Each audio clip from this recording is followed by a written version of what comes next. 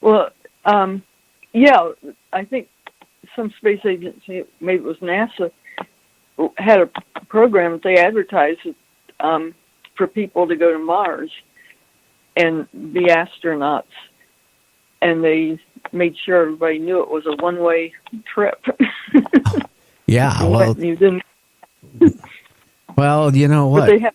If I was old and I only had a few years left, maybe I would consider it. Being young, I wouldn't. That's, you'd have to be suicidal to go on that trip. Yeah, I don't know. I imagine some people would want to try it, though. I mean, of any age, probably. Oh, they probably want younger people because they're healthier, though. Yeah, I guess you're right, but God, I guess there's people, it wouldn't, I mean, some people don't think of life like me and you do, or the majority of people. So I guess those type of people, the excitement to, go to the Mars without the thought of survival, I guess. I don't know. But I mean, that's what kind of, shocks me. Here we were talking about going to Mars. Why don't we go to the moon for a while, build a colony, and see how long a person can actually live on the moon before going crazy or something else? I mean, but face it, even the people go up into the space station, right? After they're up there for a period of time, they have heart problems when they come back. They have all kinds of problems that take them years to recover from. And like their heart, example, doesn't recover, from the same as it was before they went up there. So could you imagine, being on Mars or being on the moon or being in, all that different, I don't know. It really just, the thought of it, I don't know. Yeah, I imagine there'd be a lot of people that would want to try it, though, for the adventure. But the moon is a lot closer than Mars. And if you go to the moon, you come back. But Mars, in our technology, it would be very, very expensive to go and come back to send people. Well, at this point, we can probably get them there. Getting them back is a different story. It just, that's the scary part. And, and also on the news this week, they have discovered water molecules on the moon. Yeah, I think they've been, there's some underground water there. So, and Mars, if you really look at it, it looks like it's had a fair amount of water on it. I mean, it looks like, little lakes and then very extreme patterns and things on it. Well, they actually have found water and ice on, Mars. I was reading back about 6 months ago. They had a group of scientists. They were figuring out how could we reboot Mars where people could live again. And one group of scientists said, okay, well, there's the ice caps on Mars. If we nuke it, right, it'll create water flow. It'll melt the ice and it'll create like oceans or lakes or whatever. Then they had another group of scientists. You can't do that because you're going to irradiate the water. So, whatever forms will be, full of radiation. So no life can, live off of it. And then there was another group of scientists that came back and read all the theories and said, hey, there's virtually no atmosphere. You go ahead and nuke the ice caps on Mars. The water is just going to go out in space. Yeah, that's the problem with Mars. It doesn't have nearly as much gravity as the Earth does, so it can't hold as much atmosphere. And for people to live there, you'd have to be enclosed. You'd probably need a lot of plants to make oxygen. But you couldn't depend on atmosphere. Yeah, and I think we got a caller. If you don't mind, we'll go ahead and take it. Okay, let's take the caller. Okay, caller, who do we have? Hello, Gary and Irene. It's James. How are you guys doing tonight? Hi, James. How's everything going for you tonight? Not bad. It's not snowing, so that's a good thing. Well, snow is fun if it is not a lot. But we got Iren Scott on here. Do you have a bunch of questions you want to ask her? I do. I would like to know, Irene, whenever you've seen those 7 windows, did you happen to remember anything that you've seen inside the ship through the windows?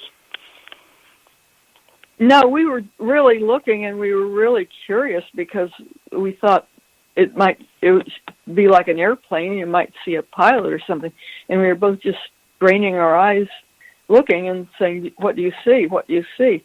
And we didn't, but it looked like there was a boundary between the third window and the fourth window because they could be turned on.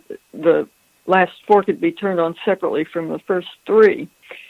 But it was just like either the walls were glowing or like it had an atmosphere inside that was glowing. It sort of, Wow. I think it would have hurt our eyes if we had been inside it. It was very, very bright and real white light. Wow. Have you or your sister ever got together and noticed any missing time throughout your lifetime from seeing all these, from, all your encounters or anything like that? I don't know, because the very first one when we were kids, we had no idea how, well, we both woke up at the same time, apparently, with something in our room, but we had no idea how it got there. And then we both became terrified at the same time. We didn't know why that was either. And it was kind of like maybe we had some mind control going or something, because there was nothing that woke us up that either one of us were aware of. We just both woke up, and this thing was in the room.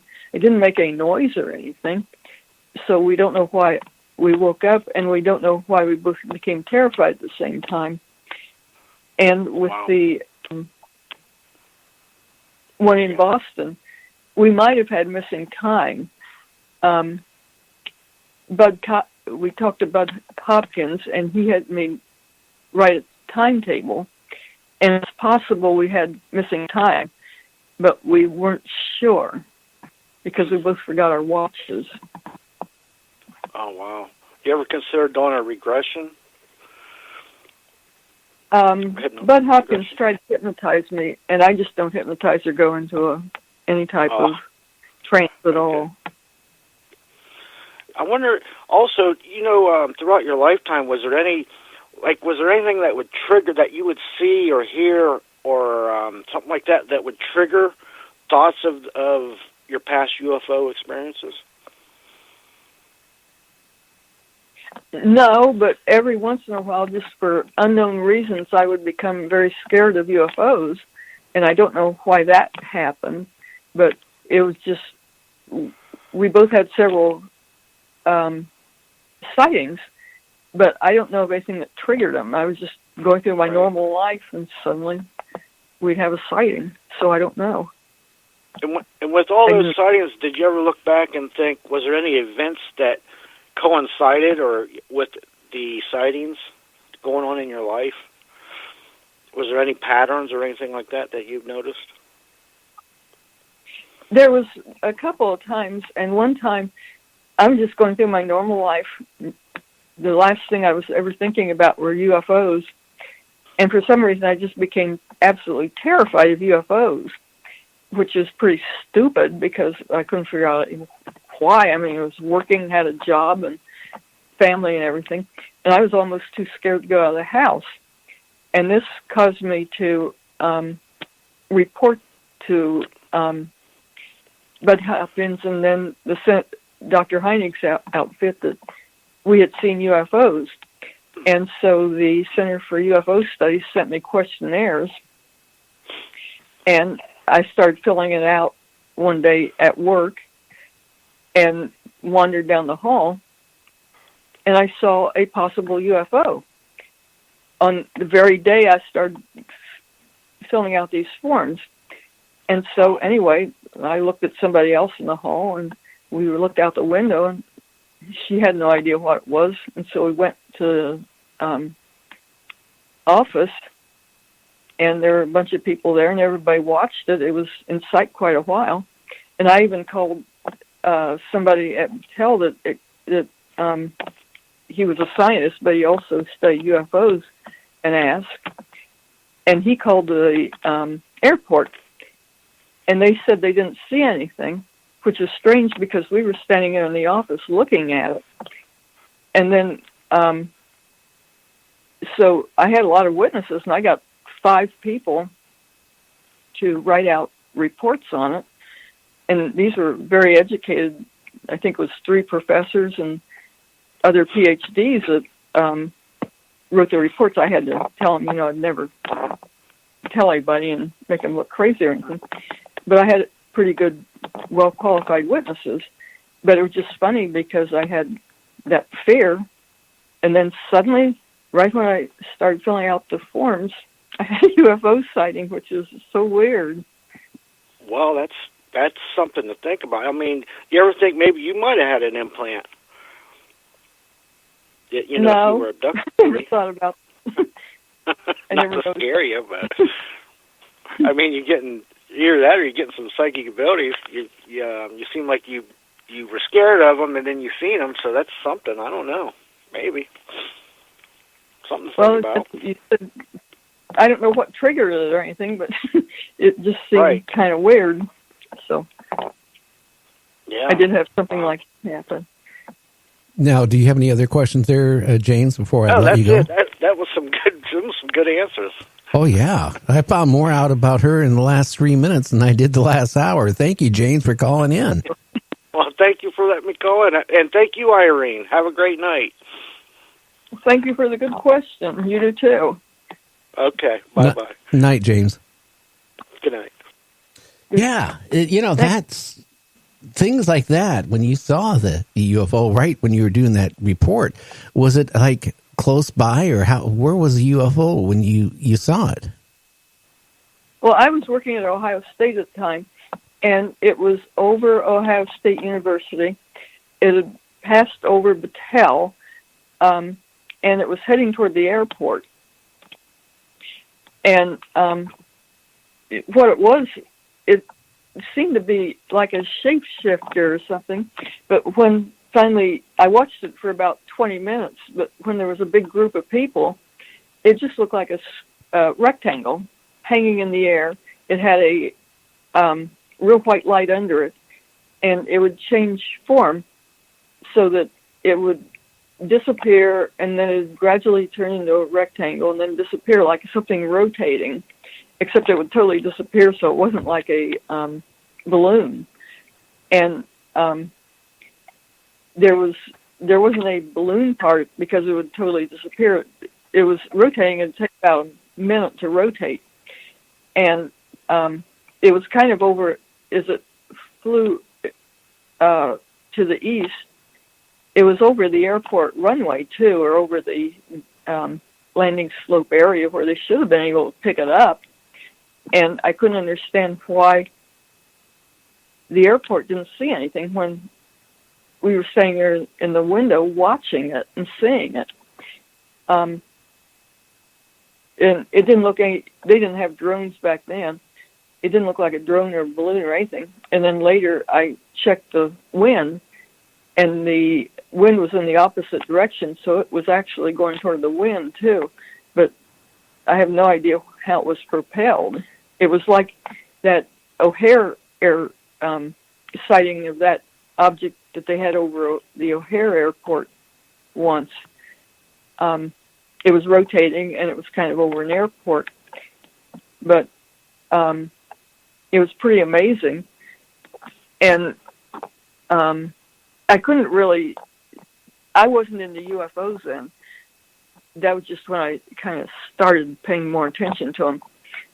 But I had to be confidential because I had 3 professors for witnesses, and they certainly didn't want their reputation ruined. So I turned in their reports to the Center for UFO Studies. But I couldn't call the newspaper or anything like that. Maybe if I'd known more about it, I could, but I didn't. So I didn't. Don't forget, people were scared at that time, going back, even 15, 20, 30 years ago. If people saw a UFO and they sat there and started telling people, right? people would look at him as like, you got a problem, you know? I mean, and that's what people would think. Nowadays, if people see a UFO, 90% of the people are going to say, well, can you describe it? They want to know all about it. That's how it's changed. But, you know, it's funny. Some of the reports that Peter Davenport are getting, some of the reports I have been getting from people, and some of the guests I have had on,